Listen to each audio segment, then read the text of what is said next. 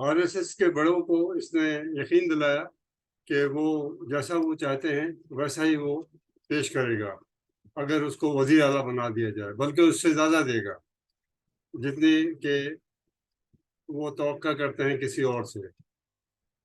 क्योंकि ये जात पात की तंजीम आरएसएस को पता था, ब्राह्मणों को पता था कि निचली जात का आदमी गेन फायदे के लिए कुछ भी कर सकता है, लिहाजा उन्होंने इसको टेस्ट करने का फैसला किया।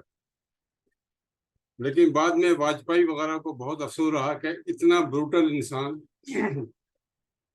जिसकी आंख का नमक मर गया हो, वो अगर दुनिया में कोई हुआ है तो वो नरेंद्र मोदी है। खैर वो बाद में आएंगे। तो इसमें अयोध्या से एक ट्रेन आ रही थी, वहाँ हिंदू यात्री गए हुए थे अयोध्या में, जहाँ पे बाबरी मस्जिद का साना हुआ था।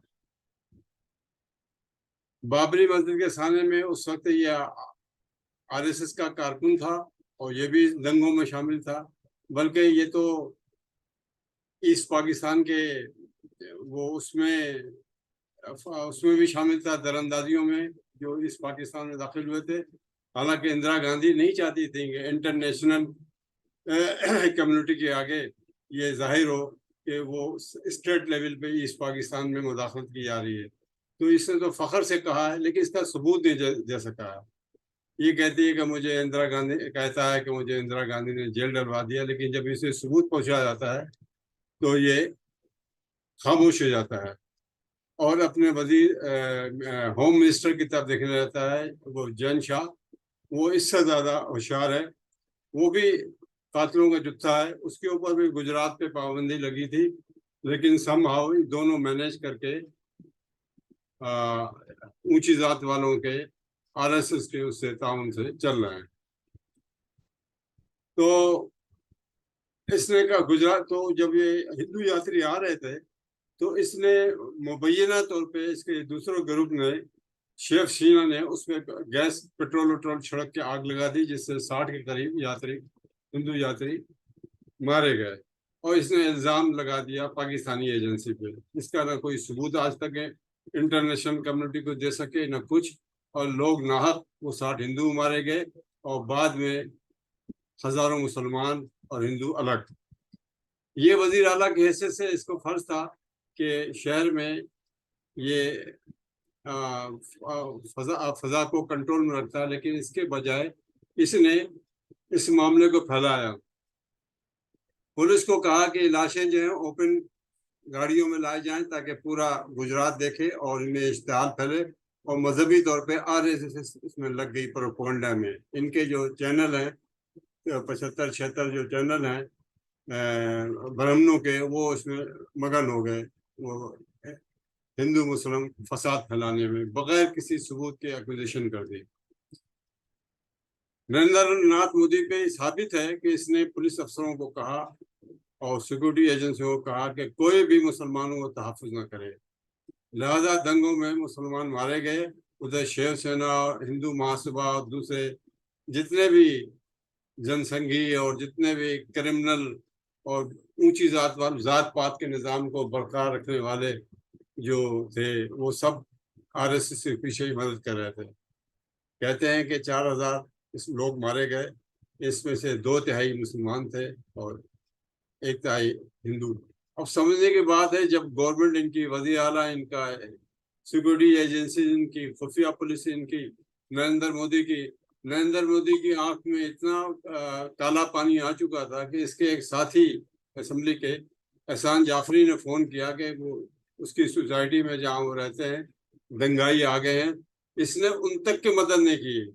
उनकी बेवा ने जो हैं वो आज तक जद्दोजहद कर रही हैं कि उन्हें इंसाफ दिलाया जाए, लेकिन हिंदुस्तान में इंसाफ नाम की चिड़िया नहीं है। इसको सुप्रीम कोर्ट लेवल पे हशप कर दिया गया। हालांकि सुप्रीम कोर्ट के एक फैक्ट फाइंडिंग जो नॉन होते हैं, उसने सुप्रीम कोर्ट ने मुकर्रर किया था, उसने कहा कि ये इन्वॉल्व है। और जाहिर है कि इन्वॉल्व, चीफ मिनिस्टर अगर इन्वॉल्व नहीं होगा दंगे फसाद में, तो फिर एक सूबे का में कौन इन्वॉल्व होगा। ये तो इसने साबित किया। फिर इस बुनियाद पे कि इसने दूसरा टर्म भी गुजरात में दिया गया। दूसरा गुजरात में टर्म थोड़ा बहुत जो जेर जमीन का पानी था उसने निकाल के ये सारा पानी जो है बड़े जमींदार तबके को खुश किया गया, काश्तकारी की मसनूई खुशहाली आई। लेकिन अब उसी खुशहाली की जगह ये हो गया, जेर जमीन पानी बचा नहीं है और गुजरात फिर खुशहाली का शिकार हुआ। तब तक इसके लिए फैसला हुआ कि इसको अब इसमें लाया जाए,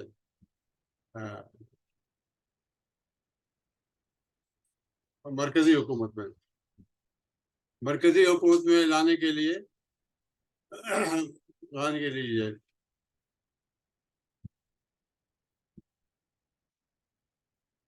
ये है बेचारी जिंदा बेवा नरेंद्र मोदी की, जो पहली रात शादी से जो छोड़ के भागा है। तो आरएसएस के ऊंची जात के फलसफे के तहत ये तन मन धन से लगा पड़ा है कि किस तरह ऊंची जात वालों का बोलबाला हो और निचली जात वालों का। इस दुनिया में तो जो कुछ हो रहा है आखिरत का तो पता नहीं है कौन किसको मिलेगा। बहरहाल ये बेचारी जो है ये रोती है, ये कहती है 40 साल बाद जब इसने डिस्क्लोज किया वजीर आजम बनने के बाद कि मेरी ये बीवी है, तो उन्होंने उसको इसको लिखना पड़ा कि बताना पड़ा, कुछ सिक्योरिटी मसाइल थे। अब सुना है कि 4-5 पुलिस वाले इसके घर के पास बैठते हैं इसकी निगरानी के लिए। और ये बेचारी बेवा औरत रिटायर्ड टीचर है, जब अपने लिए रोटी पकाती है कहते हैं कि माता जी 2 पराठे 2 रोटी हमारे लिए डाल दो। इस किस्म के ये आदमी है। तो इस बेचारी ने कभी सुख का सांस न देखा। तो नरेंद्र मोदी की मैं बता रहा था कि आपको इस पे मुख्तलिफ इल्ज़ाम लगे हैं, लेकिन मुख्तलिफ इल्ज़ाम लगते हैं। फिर आरएसएस ने इसे उठाया। जो इनके इस वक्त लीडर हैं मोहन जी, जो लीडर हैं, इन्होंने इससे बात किया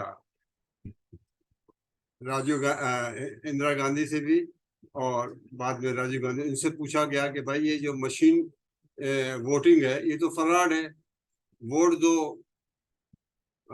इसको कांग्रेस को, पंजे को वोट दो। तो उस एक वोट कांग्रेस को जाएगा और 3 वोट उसके उसके बदले में चले जाएंगे कमल के फूल को, यानी बीजेपी को। ये किस तरह सिस्टम है, इसकी चेकिंग क्या है? लेकिन बड़ी खूबी से ये कांग्रेस की इन्होंने पकड़ लिया था। तो आरएसएस वालों ने कहा हम भी ये 2 टर्म करेंगे, यही मशीन इस्तेमाल करेंगे। मशीन के हालांकि मशीन का इस्तेमाल तो अमेरिका और दूसरे यूरोपियन मुल्कों में भी नहीं है, इसलिए कि इससे जितना फराड होता है उसको आप पकड़ नहीं सकते। यही इसने किया, आरएसएस ने किया कि इसका इलेक्शन जो हुआ मोदी का, सेंट्रल गवर्नमेंट का, तो वो सारा मशीन सब जगह काट कबाड़ करके बैरून मुल्क मलबा भी एक्सपोर्ट कर दिया गया ताकि कोई ना पकड़ में आए। तो इस तरह आरएसएस दूसरे अकलियत के वोट को खाकर और जबरदस्ती हुकूमत में कब्जा करती है, ना जिस तरह कांग्रेस करती रही है। कांग्रेस भी इसी उस पर चलती रही है। नेहरू ने हिंदुस्तान बनने के बाद जो मुन्नी वासियों की साउथ इंडिया में तहरीक थी उसको कुचल डाला, उसको 6-7 स्टेट में तकसीम कर दिया और मुन्नी वासी बेचारे लैंग्वेज लेकर अलग उनकी तहरीक को दबा दिया गया। यही इसने किया है कि ऊंची जात वालों का के फायदे के लिए ये काम करता है। अभी इसने ऑक्शन दिया है ऊंची जात का, जिसका है भी नहीं, उनको भी दिया कि उनका मुतालबा था कि हमको भी उसमें से रिजर्व कोटा दिया जाए। और रिजर्व कोटा में जो अदर बैकवर्ड कम्युनिटीज हैं जिसमें खुद मोदी भी है, उनको हुकूक नहीं दिए जाते।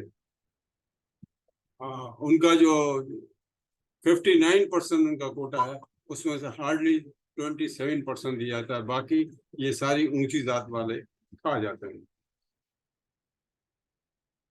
तो एक और इस पे बड़ा इल्जाम था मोदी गवर्नमेंट पे जो राजीव गांधी ने लगाया। राजीव गांधी को किस तरह पता पड़ा कि फ्रेंच वजीर आजम इन्वॉल्व हो गए थे राफेल की सेल में, इसमें कमीशन खाया गया है। जब उसने कांग्रेस में बड़े जलसे में उन्होंने राजीव गांधी ने कहा कि इसने राहुल गांधी ने कहा कि इसने रिश्वत खाई है, पैसे लिए हैं मोदी ने तो इसकी आरएसएस साफ बचा गई। हालांकि राफेल जो है ये F-16 के मुकाबले का जहाज है और इसने आना था पूरी ए से लेकर बी तक इंडिया में टेक्नोलॉजी आनी थी। लेकिन अब इन्होंने 18 या 36 जहाज़ों पे कंट्रोवर्सी कर ली है कि भाई हमें 18 या 36 जहाज दे देना, हम पड़ोसियों को इससे डराते रहेंगे। और पड़ोसी कौन है? बांग्लादेश, म्यांमार, पाकिस्तान, श्रीलंका वगैरह। बाकी चाइना जो है, चाइना के आगे फिर ये सर खम कर देते हैं। फिर उनकी समझ में नहीं आता कि चाइना के क्या कह जाए। अब कभी आबादी के बुनियाद पे धमकाते हैं तो आबादी में तो भाई गैर ऊंची गैर हिंदू भी है। लेकिन बहरहाल जहाँ से हो गए, तो कहने का मकसद ये था कि बफोर तोपों की खरीदारी में राजीव गांधी पे इल्जाम आया था कि कमीशन खाया, लेकिन बफोर तोप ने कम से कम कारगिल की जंग में उनको फतह दिलाई हिंदुस्तानी फौज को। ये ऑन रिकॉर्ड है। लेकिन अब राफेल जो इन्होंने खरीदा है, अब ये मोदी ये उम्मीद करता है कि जिस तरह इसके अभिनंदन को शिकस्त हुई थी F-16 और पाकिस्तानी पायलटों ने जो किया था, तो उसके मुकाबले में अब वही समझता है कि हम इस राफेल से मकासद हासिल कर लेंगे। ये है वो अपना वोटिंग मशीन का जो कांग्रेस ने शुरू किया, 2 टर्म लिए, ये भी 2 टर्म ले रहे हैं। अब देखें आइंदा क्या होता है। ये सरासर ये यूरोप और अमेरिका में भी नहीं चल रहा, मैंने जब बताया इसका कोई सबूत नहीं है, कोई कुछ नहीं है। लेकिन ये है पाकिस्तान में भी बात हल्के इसको कोशिश कर रहे हैं कि उनको फराड करने में आसानी हो, और इसलिए वो भी इसका मुतालबा कर रहे हैं।